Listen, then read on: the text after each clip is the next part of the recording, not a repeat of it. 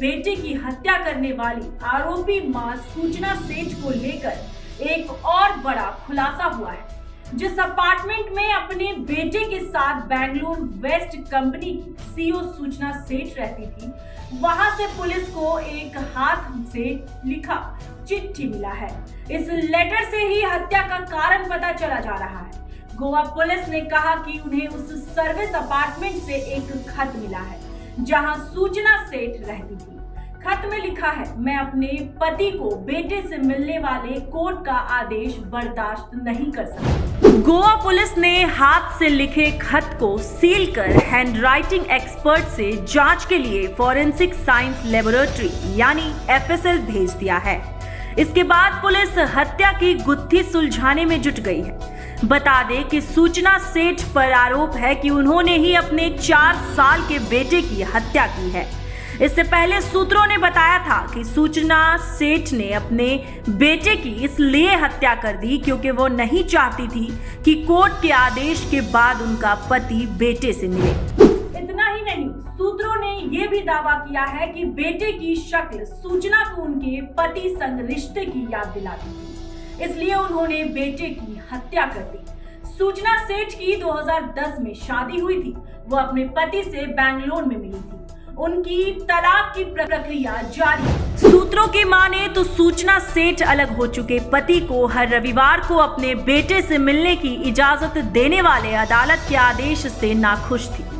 उन्होंने 2022 में अपने पति वेंकट रमन के खिलाफ घरेलू हिंसा का मामला भी दर्ज कराया था। इससे मामले में अदालत के कागजात से पता चला कि उन्होंने रमन की 9 लाख रुपए प्रति माह की आय का हवाला देते हुए उससे प्रति माह 2.5 लाख रुपए का गुजारा भत्ता मांगा था। गुरुवार को यह पता चला कि सूचना सेठ ने अपने दोस्तों और परिवार के सदस्यों को बताया कि उनका बेटा उनके पति जैसा दिखता था और बच्चा उन्हें हमेशा उनके अलग हुए रिश्ते की याद दिलाता था। इस वजह से उन्होंने अपने बेटे की हत्या कर दी थी। इससे पहले गोवा पुलिस को उस कमरे से खांसी की दवाई की 2 खाली बोतलें मिली जहां स्टार्टअप सीईओ ने अपने 4 वर्षीय बेटे की कथित तौर पर हत्या की थी।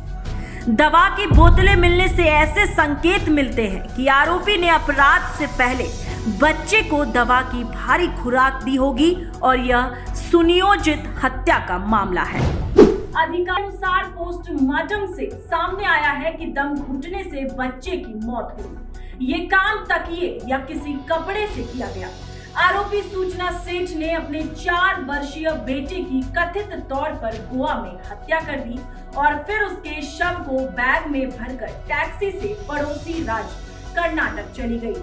सेठ को सोमवार रात कर्नाटक के चित्रदुर्ग से गिरफ्तार किया गया और मंगलवार को उन्हें गोवा लाया गया। पुलिस की माने तो शव के पोस्टमार्टम से यह संभावना जताई गई है कि बच्चे की गला घोंटकर हत्या की गई और शव पर संघर्ष के कोई निशाना नहीं। अभी के लिए बस इतना ही। ऐसे ही क्राइम से जुड़ी तमाम बड़ी खबरों को जानने और सुनने के लिए आप बने रहिए हमारे साथ और देखते रहिए GBN24।